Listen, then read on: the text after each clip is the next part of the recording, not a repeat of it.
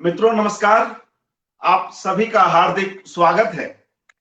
आप जानते हैं कि इन दिनों हम लोग जनसुलभ पुस्तकालय की ओर से क्षमा जयदीप जी पर एकाग्र का आयोजन कर रहे हैं और उसकी तीसरी कड़ी में आज हमारे साथ हमारे देश, हमारे समय की एक महत्वपूर्ण शख्सियत आदरणीय मुजफ्फर अली जी हैं। मैं उनका इस मंच की ओर से हार्दिक स्वागत करता हूं, अभिनंदन करता हूं।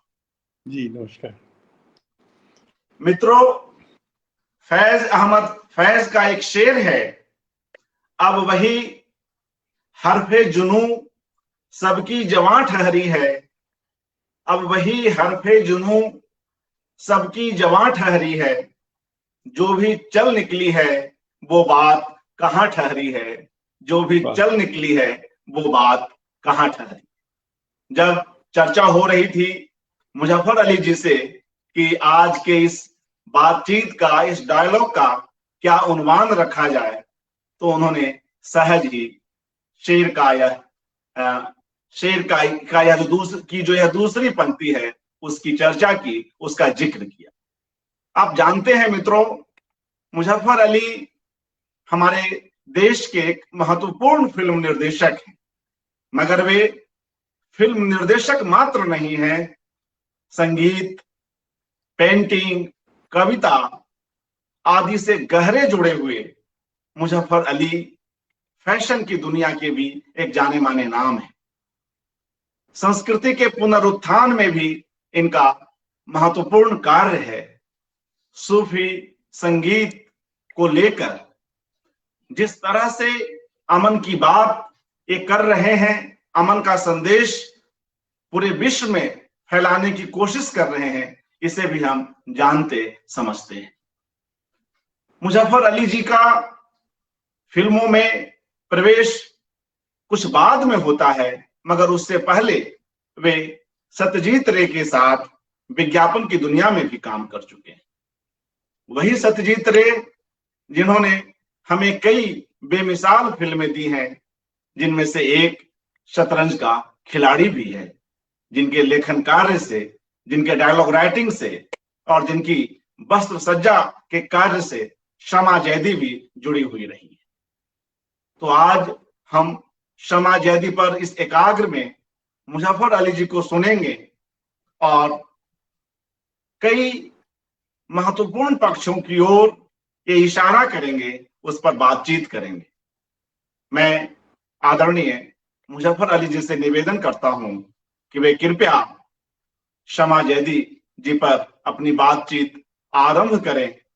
और मुझे लगता है कि किसी भी कलाकार के लिए, किसी भी डायरेक्टर के लिए, किसी भी कला प्रेमी के लिए यह महत्वपूर्ण होता है कि वह जब अपने ही जैसे एक बहुधर्मी शख्सियत से मिलता है तो उसकी यादें उसके साथ ताजिंदगी रहती है। तो क्षमा जयदीप से अपनी उस पहली मुलाकात को मुजफ्फर अली जी कैसे याद करते हैं, मित्रों पहले हम इसे सुनते हैं, फिर आगे बढ़ते हैं। आदरणीय मुजफ्फर अली साहब। मैं बॉम्बे पहुंचा सन 70 में। एयर इंडिया में मैं काम करता था। इससे पहले मैं एडवर्टाइजिंग में एएसपी में काम करता था, और एएसपी में इत्तेफाक से शाम मेनेगल भी काम करते थे, सईद मिर्ज़ा भी काम करते थे। तो एएसपी भी एक एडवर्टाइजिंग एजेंसी थी जिससे कई मतलब बड़े बड़े फिल्मकार जुड़े हैं। तो मैं जब एयर इंडिया में पहुंचा तो उस वक्त सन 70 की बात है। तो धीरे धीरे करके एक नई दुनिया खुली बॉम्बे, और उस बॉम्बे ने मुझे काफ़ी सोच में डाला। और फिर मैंने क्षमा जयदीप, ये एक चीज़ बहुत इम्पोर्टेंट है इस पूरी फिल्मी दुनिया के बारे में, कि वहाँ पर कई दुनिया बसती हैं और उसमें हर दुनिया में एक अपना नशा है, अपनी अपनी हकीकत है, अपनी खोज है। तो एक दुनिया है जानकी कुटीर की दुनिया, जानकी कुटीर की दुनिया थी, कैफी आज़मी और शौकत आज़मी और शबाना, इनकी दुनिया थी और इनसे जुड़े हुए बहुत से लोग थे। तो शमा और सत्यु बहुत करीब थे कैफी साहब के। और जो एक फिल्म थी गरम हवा, जो हमने उस वक्त देखी थी, वो मुझे लगता है कि उस फिल्म ने हर शख्स को एक एक गहरी सोच में डाल दिया कि ये एक बहुत, असल में हर फिल्म का एक बुनियादी प्रेमिस होता है, एक बुनियादी सवाल उठाती है फिल्म, जो हम मतलब बहुत कम फिल्मों में उठता है। और और जो फिल्म मेकर है वो भी ढूंढा करता है कोई ऐसा सवाल जिस पे वो फिल्म बना सके। ज़रूरी नहीं कि आदमी फिल्म ही बनाए, कोई ज़रूरी नहीं है, लेकिन सवाल ऐसा होना चाहिए जो सच्चाई और इंसानी दर्द और एक सोच से जुड़ा हुआ हो। तो मुझे लगा कि गर्म हवा ने मुझे एक दरवाज़ा खोला। उसमें कैफी साहब भी इन्वॉल्व थे, शमा जैदी भी इन्वॉल्व थी, और हमारे फिल्म के आने वाले किरदार भी बहुत से थे, जैसे जलाल आगा भी थे उसमें, फारूक शेख भी थे, और गीता सिद्धार्थ थी। तो और इत्तेफाक से बलराज साहनी जी के साथ मेरा काम करने का मौका नहीं मिला, लेकिन वो भी अपनी जगह पे एक मरकज़ थे, केंद्र थे। तो उसमें से एक शमा जैदी की जो शख्सियत थी वो एक नायाब शख्सियत थी, और मुझे उनको पहचानने में देर नहीं लगी, क्योंकि वो हर चीज़ में एक नए पहलू से वो चीज़ों को देखती थी। और वो पहलू जो है वो एक तरीके से उसकी जो एसेंस है वो सिनेमैटिक होती थी। वो सिनेमैटिक का मतलब उसको कई नज़रिए से देख के उसकी एक होलिस्टिक शक्ल पेश करना।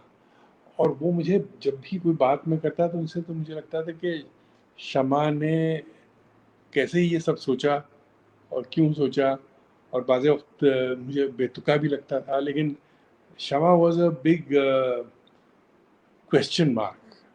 अगर आप फिल्म बना रहे हैं तो शमा से ज़रूर पूछिए, क्योंकि वो 90% फिल्मों को तो रिजेक्ट ही कर देंगी। तो वो इत्तेफाक से फिर जो दूसरा मेरा कदम था गमन के बाद, गमन में मैंने अर्ज़ किया कि उसमें भी एक आपको एक इस इस इस ग्रुप की खुशबू मिलती है, जो एक नई सोच का ग्रुप है, जिसमें एक हद तक श्याम बेनेगल भी थे, पृथ्वी थिएटर भी था, शशि कपूर भी थे। तो एक नई सोच की फिल्म का एक मादा उसमें था। और हालांकि मैं डायरेक्टली फिल्मी दुनिया से इतना नहीं जुड़ा था, क्योंकि मैं एयर इंडिया में काम करता था। एयर इंडिया में रह के मैंने बहुत सी फिल्में बनाई, मतलब प्रमोशन की, लेकिन फीचर फिल्म जो मैंने बनाई तो वो गमन और उमराव जान बनाई, मैं एयर इंडिया में ही। तो आधी फिल्म तो उमराव जान मैंने बना दी जब मैं एयर इंडिया में था, आधी पे वो लोग अटक गए कि आप या तो फिल्म बनाइए या फिर आप इस्तीफा दीजिए। तो जाहिर है हमारे सामने रास्ता तो सिंपल था। तो वही अर्ज कर रहा हूँ कि शमा के साथ काम करने में मुझे उस किरदार को, उस माशरे को, उस शख्स को देखने का एक नया पहलू दिखाई दिया। मैं ये तो नहीं कह सकता हूँ कि मैं बिल्कुल उस किरदार से वाकिफ नहीं था, क्योंकि किरदार तो हमारे मतलब जिसे कहना चाहिए गली कूचे का था, लखनऊ का। तो उस गली कूचे में हमें एक सिनेमा की महक कैसे मिले, तो ये मुझे एक तरीके से देखा जाए तो शमा के ज़रिए से मिली। और शमा सिर्फ इसलिए कि वो हर चीज़ को उधेड़ के फिर बखिया करती थी। तो उसमें कुछ एक हमेशा एक एक नई तरह की बखियागिरी होती थी जो मुझे मतलब एक तरीके से इंस्पायर करती थी। और मेरे लिए क्षमा का होना बहुत ज़रूरी था, क्योंकि लखनऊ को देखने के बहुत से तरीके हैं। क्योंकि लखनऊ जो था, एक तो देखिए मैंने सोचा था कि हमेशा, जैसे रे ने सोचा था कि मैं बंगाली को लेकर फिल्में बनाऊंगा, तो हमने भी कहीं ये सोचा था कि हम लखनऊ को और उर्दू को और हिंदुस्तानी को लेकर फिल्म बनाएंगे और अपनी अवध की मिट्टी से जुड़ी हुई फिल्में बनाएंगे। तो इसके साथ साथ अगर हमें, क्या नाम है, जब क्षमा से मुलाकात हुई तो मुझे लगा कि ये जो हमारा एक कि हमारी एक सोच जो है, एक जो प्रयास है, उसको हम एक नई सूरत दे सकते हैं। तो हालांकि हमने बहुत सी फिल्में उसी मिट्टी से जुड़ी बनाई, लेकिन जो शमा ने हमको एक रोशनी दिखा दी, तो वो I think that has kept me activated, और तो मेरे ख्याल में उनका नाम ही शायद इसीलिए रखा गया हो कि शमा का मतलब यही है, रोशनी दिखाना अंधेरे में। और बॉम्बे में इसकी बहुत सख्त ज़रूरत थी। और उनको भी देखिए, इस रोशनी का भी सिलसिला होता है, एक एक शोले से दूसरा शोला जलता है, तो एक पूरा एक सिलसिला रहता है। लेकिन फिर भी आप अपने तरीके से देखते हैं, दूसरे के नज़रिए से भी देखते हैं, और एक नई चीज़ पैदा होती है। तो शमा हमारी, देखिए उनका जो काम है मिस्टर रे के साथ, वो मिस्टर बेनेगल के साथ, वो काफ़ी मुख्तलिफ काम है। हमारा काम थोड़ा सा महदूद काम होता है, हम ज़्यादा काम नहीं करते हैं, क्योंकि मुझे लगता है कि कम करें और कोई बहुत ही मतलब रेलेवेंट करें। और तो इसलिए शमा को मैंने हर फिल्म में अपने साथ जोड़ के रखा। बहुत सी फिल्में नहीं बन पाई, बहुत से ख्वाब नहीं पूरे हो पाए, लेकिन शमा, उनके साथ जावेद सिद्दीकी, दोनों हमारे साथ जुड़े रहे। और अब उसमें क्या, शमा और जावेद का एक बड़ा दिलचस्प कॉम्बिनेशन था, जो जो निखर के डायलॉग में आता था। एक नफीस, बरजस्ता, चिपकने वाला डायलॉग जो कल्चर से भी जुड़ा है और सिनेमा की के मतलब मीज़ान और नाप तोल से भी जुड़ा है। तो ये मुझे इस चीज़ का मुझे समझिए एक तरीके से फैज़ हासिल हुआ। फिर उसके बाद हमने बहुत से काम किए जिसमें शमा हमारे साथ जुड़ी हुई। हम रूमी पे एक फिल्म बना रहे थे, फीचर फिल्म, तो उसमें 3-4 साल शमा ने हमने लगाए। हम लोग टर्की भी गए, टर्की में एक एक मज़ार, एक एक मदरसा, एक एक खानका, एक एक शहर देखा, क्योंकि मैं चाहता था कि ये अगर शमा के साथ देखें ना, तो एक एक एक अलग सा ही उसमें एक रियलिज्म और सिनेमा मिलेगा। तो वो हमने स्क्रिप्ट की, उसके बाद 23-24 ड्राफ्ट की हम लोगों ने, और उसमें कुछ इंटरनेशनल कोलैबोरेशन भी लिए, स्क्रिप्ट डॉक्टर्स में और स्क्रिप्ट राइटर्स में। लेकिन Shama was like a backbone in this project. फिर फिर क्या मतलब, शमा, अभी मैंने हाल में कोई 7-8 साल पहले 14 फिल्में बनाई थी उर्दू शायरों पे। उसका नाम था ज़बान इश्क, जो दूरदर्शन पे डीडी उर्दू के लिए थी। लेकिन शमा ने वाकई वो स्क्रिप्ट इतनी उम्दा लिखी और इतनी, क्या नाम है, नपी तुली थी कि उन्होंने हर शायर का एक ख़ास पहलू लेके तराश के एक पोर्ट्रेट पेश की, and that I think for me, I realized it as I was making the film. और वो देखने वाली फिल्म है क्योंकि वो बहुत कम बजट में बनी थी, और लेकिन हमने पूरा उसका एक पीरियड सेटिंग और पीरियड लुक एंड फील वो सब लाने की कोशिश की। तो अच्छी जगहों पे शूट किया, अच्छे कपड़े डिज़ाइन किए, और बहुत अच्छे किरदार हमको एक्टर्स मिल गए। तो वो मुझे लगता है कि वो नायाब काम है, लेकिन उसका श्रेय समय को जाएगा, क्योंकि उन्होंने जिस तरीके से लिखा है। उसके बाद भी शमा तो एक तरीके से एक दरवाज़ा थी जिस पे हम दस्तक दिया करते थे हमेशा। जुहू में वो भी रहती थी और उस पार जुहू की वो रहती थी, तो हमारी फैमिली से और सबसे उनका बहुत ही गहरा तरीके से फैमिली कनेक्शन था। तो कुछ सोचने से पहले, कुछ करने से पहले शमा से राय लेना बहुत ज़रूरी होता था। हालांकि लोग इतना पसंद नहीं करते थे, कहते वो ऐसी नाक चढ़ाएंगी कि फिर आपका काम करने को जी नहीं चाहेगा। तो मैंने कहा कि ये तो एक तकलीफ का एक कड़वा घूंट होता है जो पीना ही पड़ता है अगर आपको कुछ अच्छा निकाल के सामने लाना है। तो फिर मैंने एक फिल्म बनाई थी हाल में, ज़्यादा हाल की, 2017 में, जानिसार। वो भी मतलब मेरे ख्याल तो उससे तो अच्छी फिल्म थी, लेकिन किसी वजह से वो रिलीज़ नहीं हो पाई।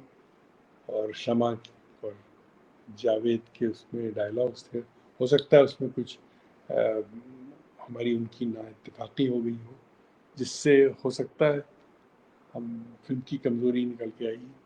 लेकिन बहरहाल एक साथ था, एक एक एक दाम था, एक मंजिल थी जो हम लोगों ने साथ तय की।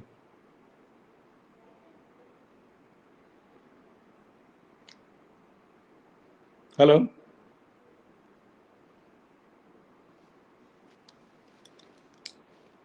हेलो हेलो, जी जी सुना आपने या आप गायब हो गए? जी जी बिल्कुल। अच्छा। आ, काफी रोचक और महत्वपूर्ण चर्चा हो रही है।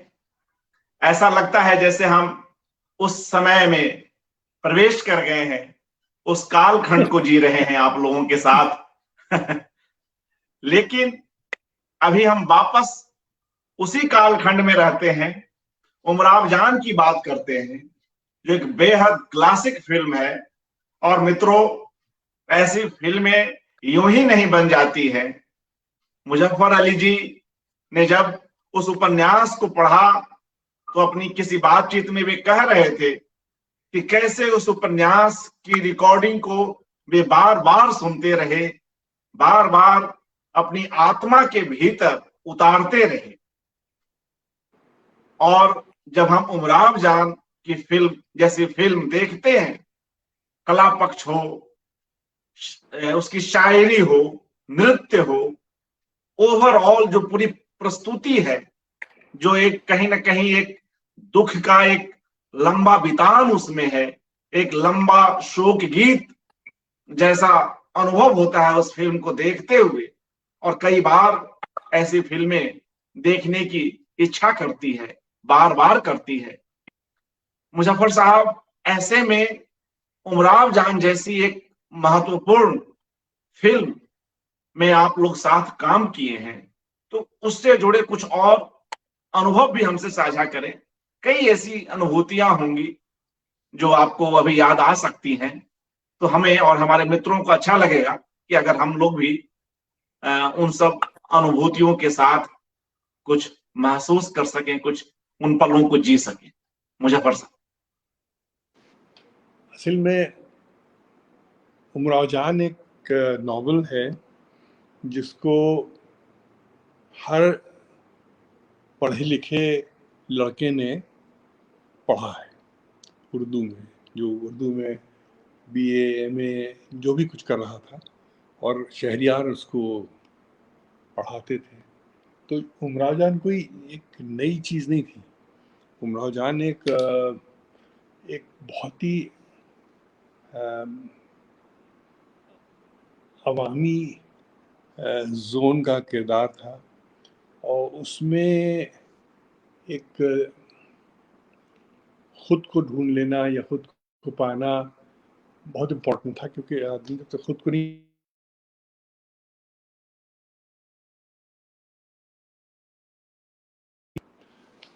हेलो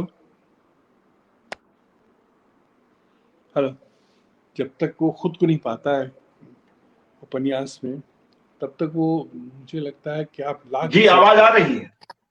जी, मैं कह रहा आवाज हूँ, आ जब रही है। तक आप खुद को नहीं पाता है उपन्यास में, वो आप लाख पढ़िए, लाख रिसर्च कीजिए, कहीं ना कहीं आपको छोटे छोटे लूप होल्स मिल जाएंगे। और वो जो लूप होल्स होते हैं, वो कई शक्लों में नजर आते हैं। वो कुर्ते के बटन में नजर आते हैं, लोगों के जूतों में नजर आते हैं, लोगों की अंगूठियों में नजर आते हैं, लोगों की आंखों में नजर आते हैं। तो वो उनको पहचानना, उनको समझना और उसको इस्तेमाल करना एक अपना मीडियम बना के, वो मुझे लगता है सिर्फ और सिर्फ लखनऊ के होने की की की वजह थी। और उसके अलावा मुझे लगता है एक और वजह ये भी थी कि मैं अपनी माँ का बेटा था, और जो हमने एक फेमिनिन फ्यूडल कल्चर कल्चर देखा, वो कम लोगों ने देखा होगा। पहले शमा ने भी देखा, जावेद ने भी देखा, लेकिन लखनऊ का जो था वो, उसमें कुछ अलग टाइप की चाशनी थी। लखनऊ से कहते हैं, खाना भी वहाँ बहुत ही, मसाले भी बहुत पीस के छान के डाले जाते हैं। तो इसमें ये तमाम सब चीज़ें थी, और उसको मैं कैसे अपनाऊं और कैसे पेश करूं किसी के सामने, ये एक बहुत बड़ा मेरे सामने एक चैलेंज था। और इसमें, जैसा मैंने अर्ज़ किया, उसका जो स्ट्रक्चर था, उसकी जो पूरी केमिस्ट्री थी, उसमें बहुत हद तक शमा का हाथ था, क्योंकि वो बहुत बड़ी किताब है। मतलब मुझे लगता है वो 4-5 घंटे की फिल्म बनती, लेकिन उसमें से क्या चीज़ निकालना है, क्या चीज़ रखना है, इसमें इन लोगों का बहुत बड़ा हाथ था, उसका स्क्रीन प्ले बनाना।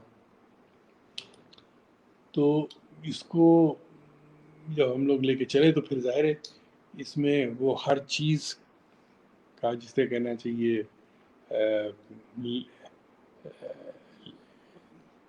लबो लहजा, बातचीत, अंदाज, उठने बैठने के तरीके, किस तरह के कपड़े पहने जाते थे, किस तरह की रोशनी में लोग नहाते थे, किस तरह सुबह होती थी, किस तरह शाम होती थी, किस तरह गज़ल की आवाज़ निकलती थी। क्योंकि गज़ल की आवाज़ कहीं से, क्या नाम है, अचानक नहीं निकल आती है। गज़ल तो उस माहौल का कर्ब है, और उस माहौल के कर्ब को ढूंढना और पेश करना, वो भी खुद नहीं, कोई और गाएगा। वो कोई और गाएगा नहीं, कोई और स्क्रीन पे गाएगा, कोई और उसकी म्यूज़िक देगा। लेकिन थ्रू आउट आप एक चेन है, आप एक तागा है, जिस आपके हाथ में वो एक डोर है, नाजुक सी डोर है, जो ज़रा से में, क्या नाम है, तो वो उस चीज़ को लेके चलना। फिर उसमें बहुत ज़रूरी था कि ऐसे लोग हमारे साथ हों जो हमें मतलब बचा लें, क्योंकि रास्ता आदमी बहुत आसानी से भटक जाता है। तो फिर उसमें एक पूरा अलग एक लेयर था, जिसकी बात इस वक्त करना कोई ज़रूरी नहीं। जो लिरिक्स की बात है, या जो म्यूज़िक की बात है, जो कास्टिंग की बात है, ये पूरी अपनी यहाँ पे एक अलग प्रक्रिया है।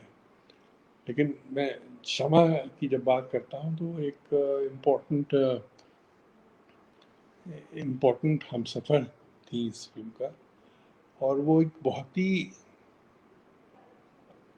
मतलब कम गो कम सुखन और हमेशा एक डाउट से हर चीज़ को देखा करती थी। ये मुजफ्फर अली क्या करने जा रहे हैं, जब तो उनको नाक भौं चढ़ जाते थे उनके, देखा देखा सावन भादो में ये थी, तो वो बार उनको धीरे धीरे करके कन्विंस करना और फिर उनसे कन्विंस कराना एक हमेशा एक कार्यदार था। तो I think on the whole जिसे कहते हैं, हेलो हेलो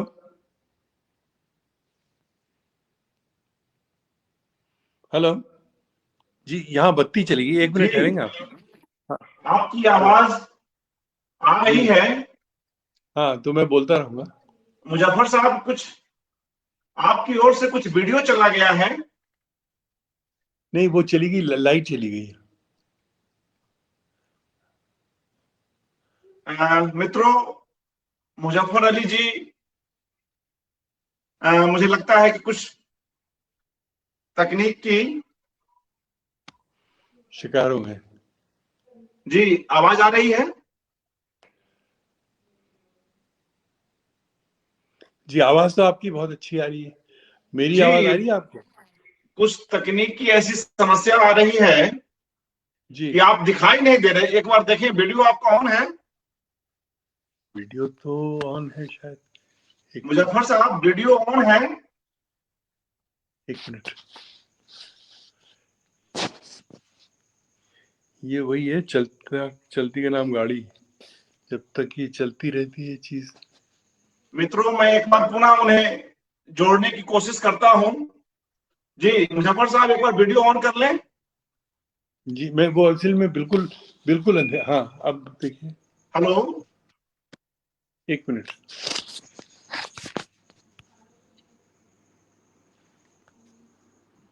मित्रों, बहुत ही महत्वपूर्ण और काफी जो आवश्यक बातचीत हो रही है। बस खेद है कि मुजफ्फर अली जी अभी हमसे जुड़ नहीं पा रहे हैं। मुजफ्फर साहब, जी जी, मैं सुन मैं रहा हूँ आपको। कोशिश करता हूं कि अभी इसको अब दोबारा। कुछ देर के लिए डिस्कनेक्ट करके उन्हें पुनः जोड़ता हूं, और इस कार्यक्रम के दूसरे खंड में हम उन्हें बुलाते हैं और जो शेष बातें हैं उन्हें सुनते हैं। जी मुझे लगता है काफी नमस्कार। बातें तो हमारी आपकी हो